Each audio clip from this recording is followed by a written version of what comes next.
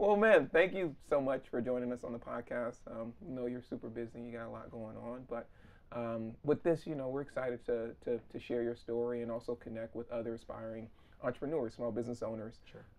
that have decided to go on this wild ride of starting, building businesses and having this ambition to scale them. We love to kind of start these stories in that background heritage space because I think it's helpful to understand how you even got here Sure. in the first place.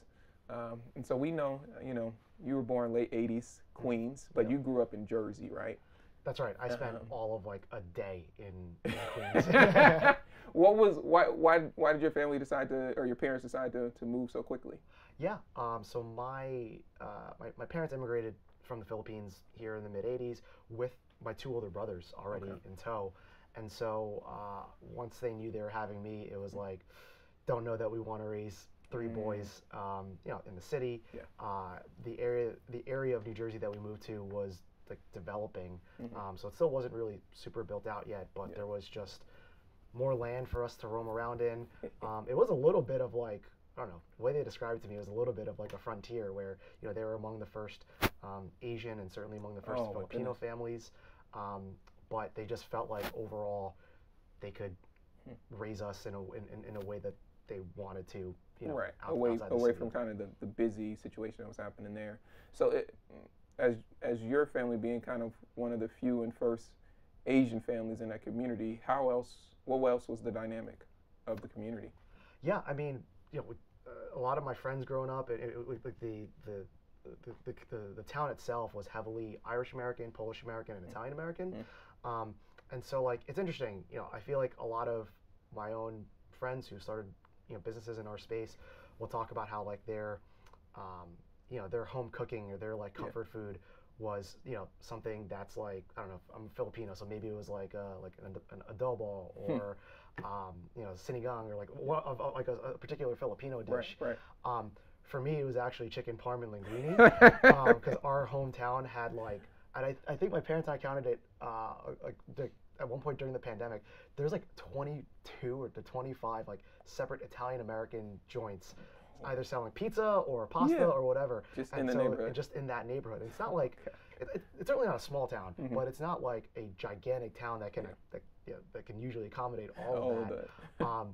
And so that was actually kind of my upbringing. Like, yes, we definitely ate Filipino food, family parties, cooked it at home, but the way my parents taught me about culture and I guess how to be like American was by eating the foods that were, around us. Of the community. And we also, fortunately, like the town next over had a huge Portuguese population. Town the other way, huge Puerto Rican and Dominican population. And then 15 minutes away, big town called Edison, which is like huge for various Asian American communities. Wow. So like growing up, I mean, there's photos of me, at least, I don't know if they're public, but actually some of them are. I was like a pretty rotund, pretty obese child. Like I definitely from an You early were like, age, I'm eating all this food. I loved eating early, and so it was just awesome to have that kind of exposure to like that diversity of food and cuisines. Did you know that was an unusual experience, like compared to maybe what you would end up finding like from colleagues and classmates? Like, because personally, I didn't grow up with that many different cultures around, like being able to have that interaction with that many different cultures, growing up in the South. Like, you had basically a worldview. No, I don't think I realized it, going through it. It's so funny. Like my high school friends, are also like super diverse. Where it hit for me, honestly, a bit more was when I went to college. So I went to Villanova University in Pennsylvania. That was like 2005. That's right. Okay. Yeah, and like phenomenal school, and I'd say a lot of my best friends today are still from there. But that definitely was the first time that I was woken up to like, okay, not a lot of people had my exact upbringing. At the time, and I think it's gotten a lot better since. But at the time, wasn't very diverse, and it wasn't even a matter of like, oh, all the Asians are together. It's all the people of color are together, or at least like know who each other are and whatnot. And so That also taught me a lot, though. I gotta say, and I think especially in the business that I'm in now, like navigating a world that still has that as the default power structure. Right. There's a lot of conversations that I have with other entrepreneurs about like how do we make it in these kinds of power structures. We obviously are. It's changing and it's evolving, right? But it's still not. We still have a long, you still got to navigate long way to go, and it just it brings up different emotion, brings up different feelings that. You have to imagine your other colleagues, that aren't folks of color, definitely aren't having those same things. Going back to that Villanova period, how did you respond or react to realizing, oh, this is vastly different from the representation that I experienced in my community growing up? Yeah, I think that's actually where a little bit of my, I want to call it competitiveness, like started to actually show a bit. I mean, I played some sports growing up. Like every Filipino, I at least shot a basketball. Were you any good? I played through freshman year. Okay. And then, honestly, I think I could have made the JV team. I lost interest, though, to be completely honest with you. And maybe I would have gotten cut. That's fair. That's fair. But what I saw was, okay, I'm at an interesting like intersection here where not at all like the dominant like representation here, but like I kind of took it as I now want to kind of beat everyone, or I want to get to the top. Yep. And interestingly for me, it wasn't even about academics. In many ways, academics kind of took a back seat. But where I really started thriving was in a bunch of student organizations. Specifically, I became the editor-in-chief of our college newspaper as a sophomore. So I love like storytelling. I love what you do. I love like I love this industry of telling folks stories. And like I kind of saw it as, okay, if this is a group, if this is like where the power structure is, I'm gonna like penetrate it and get to the top. And I was pretty like, I'll say I was pretty competitive about it. I worked hard to like foster connections. Where'd that come from? Where's that drive come from a competitive sense? Is that something that you observe from your parents or your community? Where's that come from? Ooh, that's a great question. It's so funny. I almost feel like I'm in therapy because I just started therapy 2 months ago, and this is one of the biggest things that we're like diving into is like, why do I have this kind of drive? I'm in the same thing. I'm asking like the same questions, like why do I have to approach it so intensely? Like, can I dial it back? I know, right? Honestly, like the biggest thing that I saw was, the biggest thing that I've come to right now is, I have vivid memories. Of my childhood and how much my parents sacrificed to give my brothers and me the life that we could basically choose what we want to do versus having to be somewhere or do something for 40 years. Same thing. Exactly. Like I feel fortunate. It's so funny. Like one of my favorite comedians, like it is for a lot of Filipinos, is Joe Coy, and he talks about how like a lot of Filipinos are kind of like pushed into being a nurse or what have you. My parents weren't that, and like I felt like they went the extra mile, to provide a living for my brothers and me, so that we could choose to do what we wanted, and I just never. I mean, part of it maybe is like a projection of myself that like I'm not sure that I would be so generous. I mean, I think about my parents coming, literally to the other side of the world to give a living for me and my brothers that was way better than what was happening in the Philippines at that time. And that was like wartime when they were there. Yeah, it was like under martial law. Yeah. And so I think that's what's been in my head is like I want to make it worth it for them, and they've never put that on. Never put that on them, but it's just how you translated their sacrifice. Right. Yeah. Right. Makes sense. Yeah. I mean, again, I'm still sorting through it because I think, sorting. especially now with this business, it ultimately, as you might imagine, like, and I'm sure with yours as well, it's like, it's a personal thing that there's an emotional and cultural aspect to it, but it's also like, these are flavors, this is a brand that in many ways, I'm trying to represent both like the Filipino American community well, but also like Asian Americans, and like there ends up being more of a tie here than I don't know if I were to start an app or something. Right. It feels like a bit more like you can segment out the emotion of it. Yep. Right. It does have a very personal connection to it. Yep. And so when you were in school though, you initially were focused on engineering. You majored in engineering. Is that right? My degree was in chemical engineering. Chemical engineering. Yep. What did you want to do with that? So the original thought was talk about the competitiveness. I was just like, I wanted to cure cancer. I was like, so my original thought was I was pretty good in my math and sciences, had amazing teachers in high school, and the goal was, hey, like I'd love to get into like, manufacturing a world-changing drug, and one of my internships for the summer was working not directly at one of the big pharma companies, but they did a lot of there's a consulting firm that did a lot of work for big pharma. And absolutely hated it. Like there were certain parts of it that I got that was like interesting from an intellectual perspective. Yeah. But like it's the value of internships is you can learn what you like and what you don't like. Yeah. And I think that goes so unsaid. Folks don't. It's part of it's like get work experience, but no, part of it is also like having the ability to know ahead of time what you like and what you don't like. Yep. So that as you get older, you don't have to start doing it then, like you kind of already know. Absolutely. Right.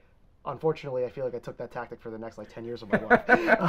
Because you would try a couple of different things, right? Yeah, I mean, so like coming out of college, I worked for I worked in the nuclear power industry. So I was working at a nuclear power plant for 3 years in the. What were you doing there? My group was, I kind of kid you not, we were the group that was in charge of making sure that there were systems in place so that bad things didn't happen. So there was there are a couple different groups. So like one of the big groups was, okay, we're actually generating the power, and how do we get this power onto the grid? And then there was our group, which was how do we make sure nothing goes wrong in that process? That feels like a lot of pressure. Fortunately, and I'll say this, like I didn't think it was going to be a whole conversation on nuclear, but like or on energy, but like it's actually I think a testament to the safety of the industry. It actually why I left it was I wasn't interested enough, or I wasn't I didn't feel challenged enough in it. It wasn't like the good thing was the power plant is actually very well run, and a lot of things are going very well. That some days I wouldn't say boring, but it actually fortunately wasn't that eventful. I got you. So you tried that out. That didn't work. Investment banking, that wasn't it. Yep. Bombfell, which is a retail startup. It was, yeah. Unfortunately, it got sunsetted October of I think 2020 or 2021. But yeah, an apparel startup basically is at a time when in the late 2010s there was a lot of putting stuff in a box and sending it out. Yep. We had a good run. Learned a ton. What was the thing that stuck out the most to you in that experience? A couple things. So one of which, well, I think probably the biggest thing was this is also at a time where companies were being started and scaled, that there are now podcasts, Netflix series, Hulu series, and Apple TV series about. I can tell you one of which I've participated in every single version of their story, which is WeWork. Yes, yeah, right. And so like, as those stories were happening, I felt very. I still feel a high level of gratitude because our culture was not that. I thought we had, our three founders were, I think, the most intentional, nurturing, caring founders that I could have ever imagined working for. In many ways, they changed how I thought about life because I felt like they gave me an environment where I could do valuable work, build, but be nurtured throughout it, not have these kind of toxic work environments that a lot of folks, unfortunately are in. Yeah, are in or that you read about. So that was like, for sure. I mean, that still permeates how I think about building the brand and the company that we're trying to build. And the second one, which is a bit more of like a more pure business learning, was the value of going after big markets. There's, for as great as we were, and as I would put them on par with literally any other founding team that's, IPO'd or sold their business for billions of dollars. Like, I would literally put them there. They certainly have the credentials, but also just like the way that they thought about the business, I'd put them on that level. But ultimately, it came down to like the actual addressable market for selling men clothing through a subscription box service. And we did, I think everything that we possibly could, but you get more, like, it's easier if you have a product that sticks with a bigger market. You have more margin for error. Right. Versus it being so niche, and like Right. if that funnel cuts off, then And that's basically it. Yeah. Yeah. Or you have to, at like mid stage, $10+ million, like literally pivot the business into something else, which is like it's tough to do at a startup It's very because hard. you're already under-resourced. You're already stretched. Right. right. So these different experiences are happening. You're working. When do you get this entrepreneurial bug, right? Because at this point, you're still very much more so thinking corporate, career path Sure. type of thing, startup path. When do you start to take a look across, the bridge per se? Yeah, I mean, a big one for me was, I actually considered Bombfell that first foray. Okay. I was one of the first 7 to 10 people there. Yeah, full time. you basically are entrepreneurs together. Yeah, and actually the reason, it happened so fortuitously. I was actually trying to start my own version of what they were doing. I had no idea that they had existed. So while I was in banking, fortunately my group, like what we did on the trading floor, you're in early, but you're also out at a certain time every day. It's not like these mergers and acquisitions folks who are just like chained to the desk until 5 a.m. every night. Yeah. We actually were let out. And in that time, I actually was spending my evenings literally going to stores, buying clothes for friends, and showing up at their doorstep and being like, hey, they basically filled out a little bit of a questionnaire, told me their preferences. I would show up to their door with like a suitcase or a duffel bag. Right. They would take what they wanted, and then like I'd show them the receipt, and I'm like, yo, if you want this, like Venmo me this, and then maybe added a little bit of like a finder's fee Give me a little something. and then go from there. Yeah. So that definitely started me down this path of like, oh wow, like this is unlocking and like flexing like completely different muscles than I'd been used to, and like kind of got addicted to that idea of building. Yeah. But like I was maybe like 4 months in, and then I found Bombfell, and I was like, and I tried the service out, and I was like, oh wow, you guys have figured out a lot more things there, and I think I'd be better served, because I was coming to a point where I was like, oof, I'm gonna have to make some pretty big money decisions if I want to go do this. Yeah. Getting in the world of physical goods, like the inventory requirements are pretty real, significant, quickly. Yeah. And so fortunately they had a role open, applied for it. Throughout the course of the conversation, it was like, wow, okay, you guys are actually like several steps ahead, and I could stand to learn like your process, how you build, how you even think about building. Like I think even that perspective is something that is key, and very valuable. And a lot of folks coming either like out of college or dropouts. Like I'm so impressed by folks who don't have startup experience and who can still build massive empires, because it's like I couldn't, like I needed that level of experience, I think, to kind of give me the right but it's also shows like a maturity, right? Like you're clear on like, this is what I know and this is what I don't know, and like to be able to sit in that moment and say, I could actually, maybe I need to go in here, learn a ton, and then maybe we can continue this journey if I decide to. Yep. Yeah. Absolutely. Okay. So you start to get that bug there, right? Yes. And you would kind of start to act on that maybe around 2018. That's right. Yeah. That's right. So what inspired the act? Yeah. So, I mean, a couple of things are happening. One that was, I guess, like helpful to the creative process was that, Bombfell things were starting to go a bit sideways, and definitely to a degree down. And so that gave me a bit more bandwidth more time to think about other things. I will say at that time also, I was, that was like a 4-year period. I was feeling a little burnt out. I actually debated at one point taking a bit of a sabbatical. Like I literally had mapped out doing like a long-term Airbnb in Thailand and just like clearing myself and figuring out the next step. And it was fortunately at that, it was fortunate at that time, and I wouldn't say it was like an all in like one aha moment, but over the course of several months, you know, just started, I guess, taking notice of what was happening in broader culture, which for me, at least like through the lens of the world that I was seeing, was a film in Crazy Rich Asians that became the number one film at the box office. Yeah. Not just number one Asian American film, number one film. Box office, period. And is still now the 6th highest grossing rom-com of all time. That's crazy. You know, we're in New York right now, and this is now year 10 for me.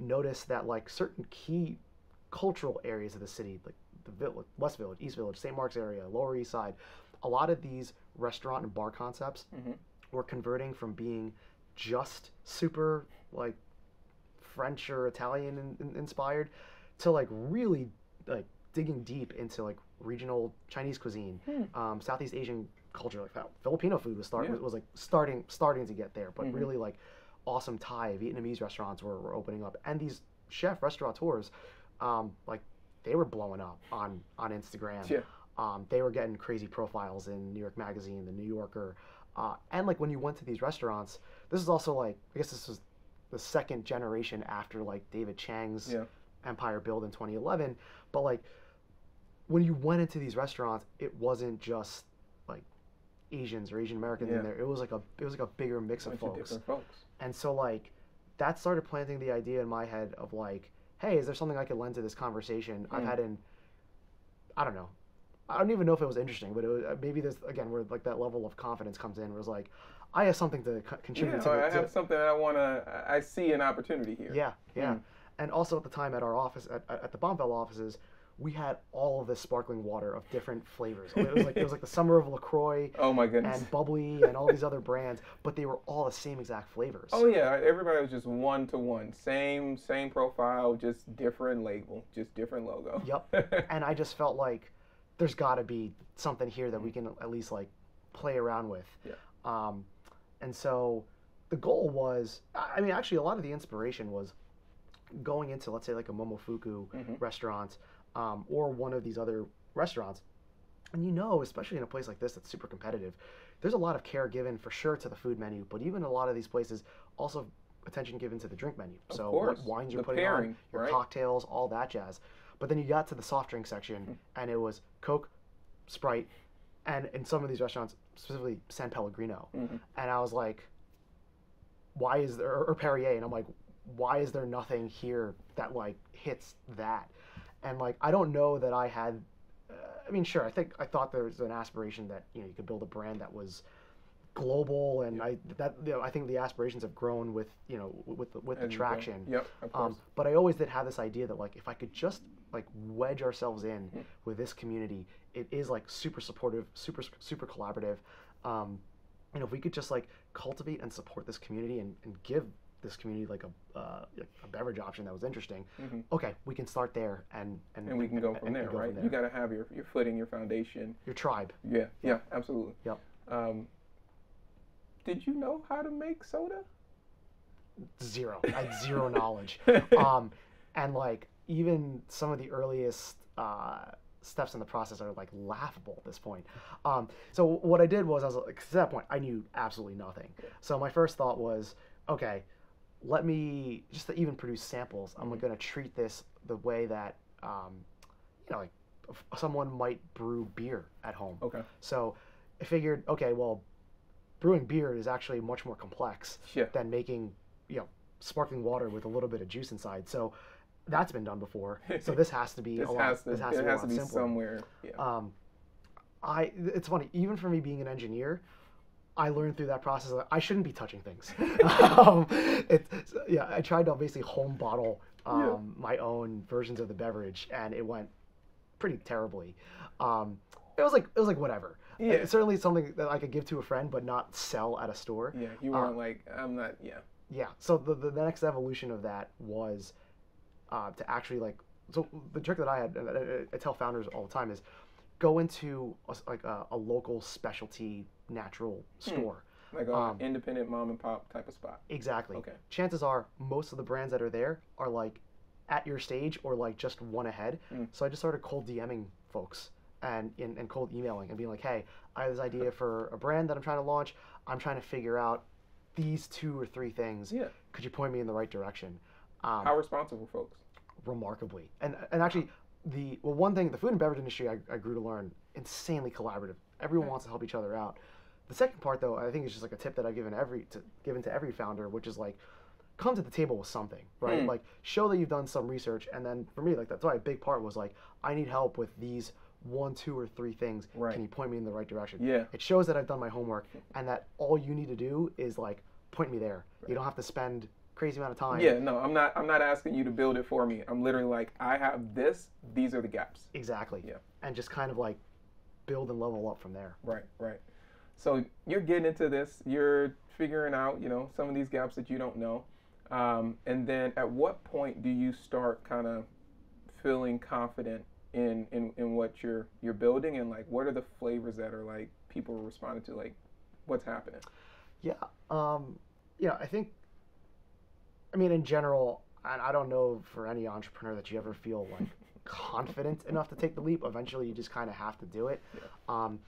The way that I started trying to build up some wins, and they teach you this in like, I don't know, Food and Beverage 101, is once you make the product, like get out there in the market. If you're going to sell it, if you're going to put it on a grocery store shelf, do demos, like literally pour the product out, talk to customers, get their feedback. And fortunately, from the first few demos that we did in our first few stores, like it turned. So we would pour it, they'd sip it, and they're like, I want to buy it. I want to have it with my meal. Yeah. And so like getting those initial reps, like honestly, for me, really, I don't know if it's a confidence thing, but it's like seeing someone pay for a product that I created, like it's like the greatest feeling in the world. It never gets old. It never gets old. And it's just like, okay, if you're willing to pay for this, let's keep going. Yeah, right. And so I think but like to your point, like there's been so many different checkpoints, but like I think like the very first one would have been at those stores, and we like so cool that it was selling when I was there, but better it was selling when I wasn't there. Wasn't there, because then it started to have a recurring, like, I actually like this, I want to get it again. Right. Or then word of mouth started to spread because somebody told someone. Exactly. Right. And that's what you ultimately want. Exactly. Or especially in that stage, which is so early, one of the biggest things that I think I've learned is the packaging just matters. I was going to ask you about that, right? It's like, especially in beverage, you like everything from, soda to beer to wine, like the labels are incredibly like important, and it matters. And I particularly, in this particular space, non-alcoholic beverage, are really fun. What story, you're a fan of storytelling, what did you want to communicate when you thought about the brand you wanted to create and what that IP would look like in a packaging form? Yeah, this was also at a time when I felt like, and I love the brand, I love the coffee, I do love everything about it, but the world of brands had gone, especially in like the beverage or cafe world, had just all become Blue Bottle or all derivative of it, which again is awesome, and I absolutely love it. But like what that created for me, I thought, was an opportunity to zag the other way. And so that's why now what you see is like a lot of brands at the time, it was just like white backdrops, certain like the kind of like lettering you put on those boards, I don't know, like white tile. Yeah.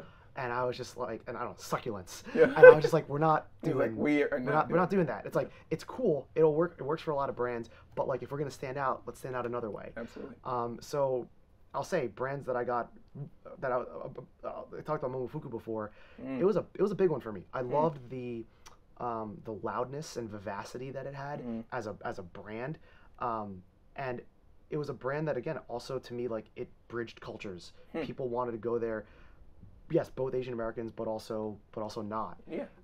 So like that was one of them, and then I'll say like part of the inspiration also was like a Filipino jeepney, which if anyone's ever seen before, it's like a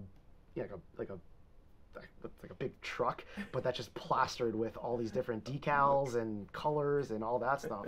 And so I wanted it to have a level of like, Southeast Asian you flair. wanted some cultural significance in there. Like if you knew, you knew. Right. But also, if you knew, you knew. I wanted to give that, And also, if you didn't know, totally fine. Totally fine too. Right. So that's why we have like the big fruit illustrations on the front. We also learned through our customer demos that like people wanted to know that the drink had real fruit, no added sugar. So like we actually, the first iteration of our bottles did not have that, but our cans now all say because that was directly from customer conversations. Wow. So you were implementing that feedback constantly.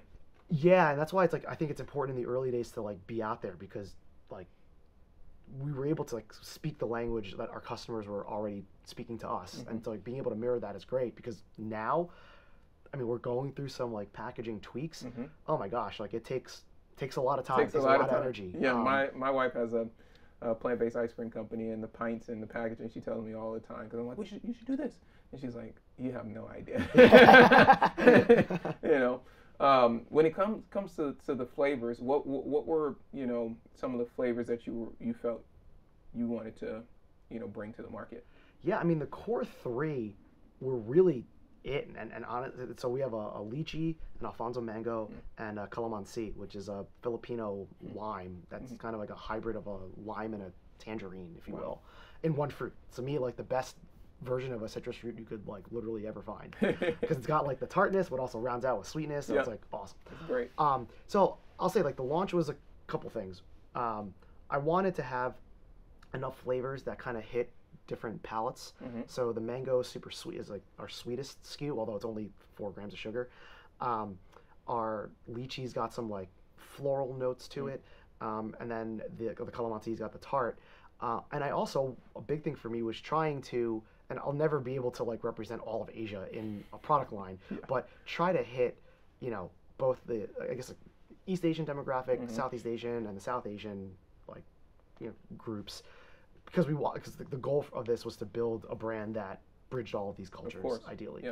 And so that was, I mean, I R&D'd some other ones, but they just like I did like a tamarind one earlier, and it tasted fine, but didn't look very visually appealing. That part is important. Right. And so ultimately, though, like I actually kind of landed on these 3 in the beginning and was like, "This is what we're going with." And fortunately, it kind of worked out. At this point, how much time are you spending on your business while also balancing your day job? Yeah. So fortunately, the R&D process. It has a lot of starts and stops. You can do stuff at night, or maybe take a couple calls during lunch, and then you're waiting again for several weeks for something. So the earliest stages of R&D, that was about like a year, and literally for the first like 9 months, 6 to 9 months of that process, I actually didn't find it that super disruptive. Fortunately. Towards the end, like, and I also, we were going through some downsizing at the company, and it was a perfect time for me to, frankly, it was a perfect time for me to exit. Wow. So yeah, a lot of things just kind of came together. Fell into place, and it was like, this is the right time. What, from a financial standpoint, how are you then going to think about supporting yourself, and you still have responsibilities and stuff like that, and then what type of help are you receiving in your business? Like, did you have any employees yet or anything like that? Yeah, so the beginning of it was entirely self-financed. My savings from being a nuclear engineer, working in tech, working in banking, I mean, all told, over the course of like 12 to 18 months, like over $100,000. So you really believed in this? I grew to learn that this business was going to need at minimum that, and I actually have grown to learn since that is a drop in the bucket to building a good brand. And it wasn't all at once, so that maybe made it a little bit easier, or maybe a little more sticker shock when I looked at the final tab, and I was like, oh my god, I've actually spent this much. But the way I think about it was, it wasn't all at once, and so it was trying to figure out, with 10K, what can I prove out? And if I can prove that out, cool, we'll put a bit more money in and go. And that's why it was over the course of like a year to 18 months, was because like at each step of the process, I was kind of evaluating, okay, does it make sense to keep, like, that doesn't make sense to keep going. It's like, where does it make the most sense to put invest more money into? To get that return. Yeah. And so, that was that. Did not have any employees. I ended up learning I'd say most parts of the early part of the business myself: manufacturing, sales, marketing, ops, finance. Wow. And I think it was important. Like for where we're at right now, I think the conversations I'm able to have, we do now have a team of 17 employees, and I have three directors who know what they're doing in their roles way better than I do, but I can have conversations with them and kind of guide them or challenge them on certain things. Right, because you have a perspective. Right. Yeah. Right. And now though it's getting to a point where they're the one challenging me. Where it's like, hey man, that's how it may have been done, 2.5 years ago, but that's not we're how not we do it there. anymore. We got different volume. We're at a different level now. Like get on board with this. Yeah, totally. I hear you, and it's part of like trusting your team too. Yes. Right. So you're out. You're in full time. You're building it. You're getting different accounts. You're going and doing demos, mom and pops, and you're seeing this momentum. 2020 happens. Pandemic. What does that do to your budding business? It actually accelerates it. So we fortunately, we were in some, it obviously shut off our whole wholesale business. Yeah. And we were, it was very door to door, mom and pop, which, we felt terribly for those stores that had to kind of shut down during that time. Yeah. But what it did for us was open up our direct to consumer business in a pretty aggressive way. Wow. I call it luck that February 20th, 2020, I had just finally stopped packing my own orders in my apartment and moved it to a warehouse. Wow. And that worked out great because literally March, April, we saw, I think, 6 or 7x growth, 600 to 700% growth. And I literally couldn't have packed all those orders myself. And so it was good that we had a whole system set up there, because once the world shut down, people were looking for things to buy. You didn't, I think sometimes people forget, at this period of time, people didn't even know, at least in this area of the country, especially in New York, because we were hit so hard, you didn't know whether you could go to the grocery store safely. And so buying groceries through Amazon or Instacart or whatnot was actually a bit of like a public safety concern. And, and at the time also, Amazon, Instacart, like they had massive delays. Oh yeah. So in some ways, a lot of the emerging brands that had smaller operations set up, you were actually at a massive advantage. And also, you saw, for folks who are like digital marketing minded, a lot of travel and luxury, like Facebook and Instagram advertising, those budgets went to zero. Yeah. And so an amazing opportunity for brands like us to kind of hop in and acquire new customers at a way cheaper rate than you could have otherwise. So obviously a lot of bad stuff happened, but we were able to kind of make some lemonade, make some good out of that. Yeah, make some good out of it. So that's happening, and then I had to snoop quite a bit, obviously. But one of the things I thought was interesting was you turned down the opportunity to go on Shark Tank. Mm-hmm. Most entrepreneurs, small business owners are like, gotta go, gotta pitch, gotta, some actually want to do business and some want the publicity, whatever. Sure. Why did you turn that down? Had to. So, definitely had that weighing on my mind too, of like, well, regardless of whether you get a deal, there's stories today about how like people still see the spikes whenever Shark their episode gets syndicated on CNBC or what have you. This was we got the nod in the summer of 2020, right as we were closing our first round of financing, and as we were scaling. And so because I was still the only employee at the company, I literally would have had to shut down for about 3 weeks. Oh wow. Because the way that I think Shark Tank generally goes, and especially during COVID, they flew you out to LA. Well, first off, you have to dedicate a decent amount of budget to like building a set that was custom for Shark Tank. So you have to build that. That's on you. Yeah, you're making that bet as an entrepreneur, as an owner, that like this is going to be worth it. You want to present yourself well in front of the sharks and in front of America, right? Right. So first off, it's okay.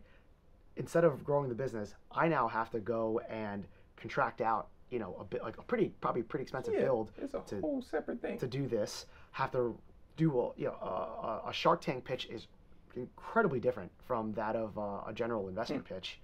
And at the time, what they had you do was they flew you out, and then you literally couldn't leave your room. They brought you your food. You were isolated for, I think it was like 2 weeks. They'd literally bring you out just to film. You'd have to be in your own separate area. You couldn't interact with the sharks. Like, they had their own thing, because the crew had their own thing also, because everyone was like, everybody was panicking. Everyone was panicking. And so when I evaluated it, I was just like, I could do that. That actually felt riskier than like, okay, I actually have sales. Fall of that year, so September of 2020, we were launching in 50 Whole Food stores. Wow. In the New York tri-state area. I was like, I just can't. I can't. I actually have something that's working here. I don't. Right. This right now is not the time. Right. And I was like, maybe in the future when I have a team, we can go back and do it. And I maybe now actually I'd be open to it. Yeah. Very different terms, different valuations. Yeah, I was gonna say it's a little different now. Yeah. But yeah, at the time I just literally couldn't. We were growing too fast. Yeah, yeah. So in that decision, you made that decision to not do that. You got Whole Foods in the pipeline. Did you do any pitching in between then to raise investment to fulfill those orders, or how'd you go about that? Yeah, so at the time that the Shark Tank offer came, we were growing like 600% in a month, and also got the Whole Foods authorization. So even during COVID, which is the pandemic, it was a terrible time, but like with those metrics, like folks were still like, okay, we can get behind this. Yeah. And so that allowed me, so we raised about $1.3 million at that time, and so that allowed me to start funding bigger production runs. Made my first 2 hires, so finally got some traction to move stuff off and of some just, support, off of just my plate. And so that's why, again, that's why the Shark Tank thing just didn't align there. Yeah. But yeah, like that summer was a big one for us in being able to actually take in some outside capital. How would you advise other entrepreneurs who are trying to maybe make decisions like that, right, between like an opportunity like Shark Tank and not doing that because of what you feel is going to be better for your business, but they may have like other people in their ear? How would you advise them to navigate a situation like that? I think for me the first thing, it's funny, it actually starts to me like a couple steps before that, which is your product good? Are people buying it? If so, that opens up opportunities where a thing like a Shark Tank could actually be viable. But like, and I think about this with any level of PR. We have a couple of celebrities who are who are invested into the brand. That's like, that stuff can only amplify a product that's working. Already good. It won't make a bad product good. Right. And so that's like literally the first thing that I would say to a founder is like, do you have stats that are showing that people like this? Yep. And if so, okay, now let's have that. Now let's have that chat. It's really case by case, and I would actually say I was in a rare scenario where I had to turn it down. I think for most founders, like if I didn't have that situation, I probably would have gone. Gotcha. So we just happened to fall into a situation where we couldn't. Yeah. And I guess other things I would say there are like, there is a financial and time consideration. Also, I think there's it's either 1 in 3 or 1 in 2 chance of your segment actually airing. Oh, and so it's not even guaranteed you recorded. It's not guaranteed. And I think even if you get funded, it's still not guaranteed you air. Wow. And so like there is that level of, I would say, risk in it. For sure. And look, the payoff is there. I think ultimately most folks who do the calculus are like, no, the opportunity makes sense to pursue it. But it is important to know that like there are certain things out there that it doesn't look as easy as it looks on TV. It gets a little bit Hollywood. You're right. Yep.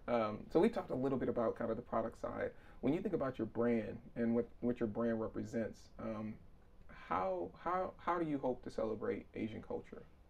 Yeah, I mean, our stated mission, our vision, is to bridge cultures by connecting people to real flavors, and it's both a celebration to me within the broader Asian American community and our various subgroups, and also the celebration of like the East and West bridging together in a more, I don't know, globalized world, and one where, yeah, like we're talking about various, films like Crazy Rich Asians, or TV shows like Squid Game. I mean, you even had a partnership or a collaboration with Marvel, right? Exactly. Yep. For Shang-Chi and the Legend of the Ten Rings, and it's like, that's a lot of folks, and when you're creating products, and how I think about the brand is like, we want to be there for those moments. That's like I don't know, like the essence of life, I guess, is like having these kinds of moments of celebration, and like we want to be, we want our brand to be part of those moments, and also like those moments, but also like those moments are also indicative of a larger movement that's been happening over the last couple decades or so, and so. Yeah, I like that. That's how we see ourselves. Is how do we fit into folks' lives, and in these moments that they have. I love that. July, right? You celebrated 3 years. Yes. It seems like that time has kind of flown by. It's unbelievable. What's been the most significant thing that sticks out in your mind about this journey thus far, as you reflect? Yeah. One is just the idea that, like, when you start it, and I still feel this way. If you told me in the beginning that we'd have a year 3, it's like, oh my God, that's amazing. That means I'm actually getting to wake up every day and do something that I have a lot of like passion and conviction over, and that, at a very human level, gives me purpose every day. Like I'm very grateful for what the brand has become and what our community has allowed me to do, because like I feel like I'm getting to be like getting to be the person I might like want to be. That sense of purpose for anyone just unlocks, I think, the best in folks. And I think conversely, that's why folks who have jobs where they're not empowered, it can really take a toll on their, I don't know, mental health or just like how they feel about life. So I feel very fortunate there. A really interesting moment came also during that time. Actually, not in July, but more like about a month ago, in August, and we had literally a day long, what we call like the war room.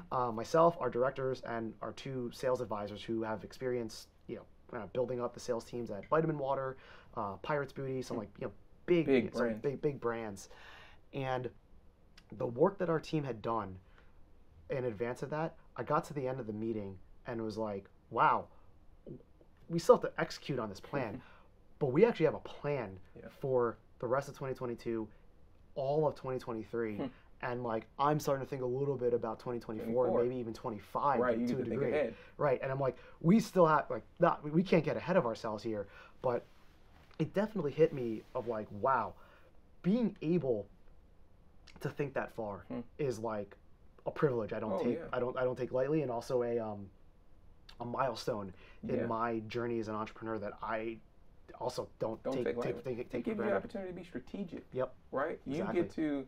You get to not be reactive. You get to be on the offense. Yep. We still have to react to a lot. Yes. It's a smaller team, not solely. But it does allow for a little bit more of that. And that, again, like I think about the journey that we've been on, like what our community has done to like lift our brand up, and I'm like, that's pretty cool. That is absolutely really cool. So recently it was announced that you raised $10 million, Series A. On top of that, you're in Whole Foods, Sprouts, Safeway. Yep. I know you just had your first big team offsite, which is really cool, both coasts. You reflect on the journey thus far, and you think about someone coming up, right? That, another young Filipino cat that wants to create a product. What advice would you give them along this journey? Yeah, I mean, first thing is, hey, it's a good thing now, like our raise, and we have other friends in the space as well. I think about brands like Fly by Jing, Omsom, Win Coffee Supply. There's like a couple folks who, Boxu, there's a bunch of folks who have a similar thesis. And first thing is, it should be hopefully a little easier because there's actually some some comparable data. Right, you can like show like, hey, we're not the only ones. Right, like we didn't have, like our first fundraise was, I mean, I mean, there's a whole conversation there too about like who writes the checks, but like really having to convince people that, oh, like the Asian thing is a thing, It's a thing, and not just among Asian people. Yeah. So fortunately, some of that is like a lot of that education has been taking place now over the last few years, which is awesome. Yeah. What would I tell another Filipino entrepreneur? I mean, the biggest thing that I've gotten from myself is like your personal experience, your lived experience. If you're trying to create a business, and I'm thinking about this from like a pure business perspective, but it's like if you can properly tap into that, like there is value in that in whatever you're doing. I think a lot of the world that I've gotten to recently live in is brand building, storytelling, but then also again with these partnerships with with Marvel, with Pixar. We have another one coming up in October that I can't say yet, but like the power of effective storytelling and the uniqueness of our stories is valuable right now. People want to see that. People want to hear that. People want to read about it. People want to buy that. Yes. And so like, I think it's a matter of, and I think it happens a lot with songwriters or stand-up comedians. Like their things are just like literally write every single day. 99 out of the 100 things could be terrible, but like the one thing could like smash. And you need to get through that 99 to get to the one. And in a similar way, that's what I would say. I mean, to most founders, but I think specifically, and I'll just kind of broaden that out to like founders of color. Like our stories, our voices, like people want it now. We're seeing it now with our program at Target. There's specifically programs for diverse suppliers. Yes. And commitments, like there's business commitments. Correct. So, folks need to fill that gap, and it's you could look around, but like ultimately, like if you have the slightest inkling it could be you, but that's already like a pretty big first step of like confidence or just like your belief in your own abilities. Because you need to have that before anyone else will. Right. Like if you don't believe, you can't expect someone to write a check or someone to buy a product. Absolutely. Yeah.